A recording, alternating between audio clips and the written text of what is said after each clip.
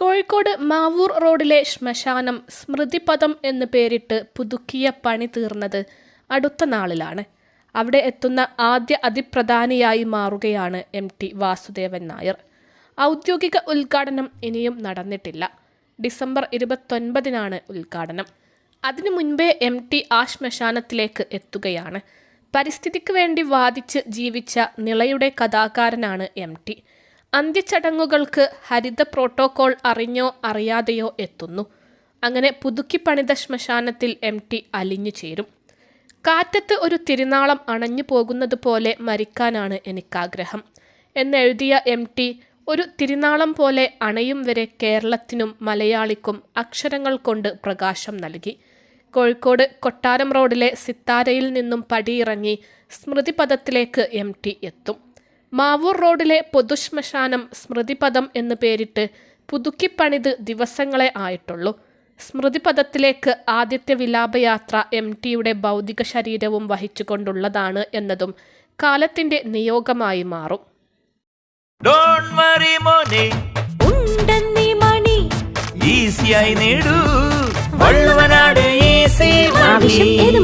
പണം ഞങ്ങൾ തരും. MTയുടെ ആഗ്രഹപ്രകാരം പൊതുദർശനം ഒഴിവാക്കി. വാതകം ഉപയോഗിച്ച് ദഹിപ്പിക്കുന്ന 3 ചൂളകളും പരമ്പരാഗത രീതിയിൽ ദഹിപ്പിക്കാനുള്ള 2 ചൂളകളുമാണ് മാവൂർ റോഡ് ശ്മശാനത്തിൽ പുതുതായി നിർമ്മിച്ചത്. കർമ്മങ്ങൾ ചെയ്യാനും ദേഹശുദ്ധി വരുത്താനുമായി പ്രത്യേകം സൗകര്യങ്ങളും ഒരുക്കിയിട്ടുണ്ട്. ഇതിന് സമീപം മനുഷ്യന്റെ ജനനം, ജീവിതം, മരണം എന്നിവ ചിത്രീകരിച്ച ചുമർ ചിത്രങ്ങളുമുണ്ട്. ഊരാളുങ്കൽ ലേബർ കോൺട്രാക്ട് സൊസൈറ്റിയുടെ നേതൃത്വത്തിലാണ് പ്രവൃത്തി നടന്നത്. 4 വാതക ചൂള, 1 വൈദ്യുതി ചൂള, 2 പരമ്പരാഗത ചൂള എന്നിവയുൾപ്പെടുത്തിയാണ് നവീകരിച്ചത്. ആധുനിക സാങ്കേതിക വിദ്യ ഉപയോഗിച്ച് പ്രവർത്തിക്കുന്നതിനാൽ പുകയോ ഗന്ധമോ പുറത്തു വരില്ല.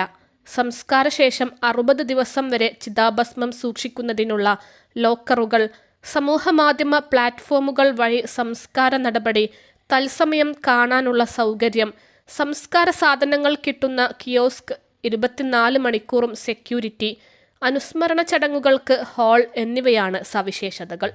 2020 ഒക്ടോബറിലാണ് MLA ഫണ്ടും കോർപ്പറേഷൻ ഫണ്ടും ഉപയോഗിച്ച് ശ്മശാനം നവീകരിക്കാൻ തീരുമാനിച്ചത്. സംസ്കാരം നടക്കുമ്പോൾ പുകയും ഗന്ധവും നഗരപരിസരത്ത് വ്യാപിച്ചിരുന്നു. പിന്നീട് ഇലക്ട്രിക് ശ്മശാനത്തിൽ മാത്രമായിരുന്നു സംസ്കാരം. ഇത് കേടായതോടെ 1.5 വർഷമായി സംസ്കാരം മുടങ്ങി. അതിനുശേഷമാണ് നവീകരണം തുടങ്ങിയത്. വലിയ പ്രതിസന്ധി നിന്നിരുന്ന വെള്ളക്കെട്ട് ഒഴിവാക്കാൻ തറ 1 മീറ്ററിലധികം ഉയർത്തിയാണ് നവീകരണം. പരമ്പരാഗത രീതിയിൽ സംസ്കാരം നടത്താനും കുളിക്കാനും മറ്റാവശ്യങ്ങൾക്കുമുള്ള സൗകര്യവും ഒരുക്കിയിട്ടുണ്ട്. 2020 അടച്ചിട്ട ശ്മശാനം ഭാഗിക നവീകരണം നടത്തി തുറന്നെങ്കിലും ഇലക്ട്രിക് ശ്മശാനത്തിലെ ഫർണസ് തകരാറിലായതോടെ പൂർണ്ണമായും അടക്കുകയായിരുന്നു. വാതക ശ്മശാനത്തിൽ വാതകം ചോർന്ന് തീ പിടിച്ചിരുന്നു. ഇത് പരിഹരിച്ചെങ്കിലും തറഭാഗം തകർന്നതിനാൽ വെള്ളം കയറി വീണ്ടും പ്രവർത്തനം മുടങ്ങി. ഇതോടെയാണ് വാതക ശ്മശാനവും അടച്ചത്.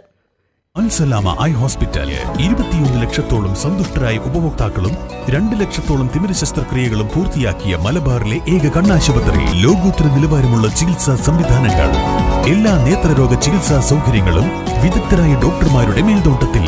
Al Salama eye hospital, hospital road, Perinthalmanna.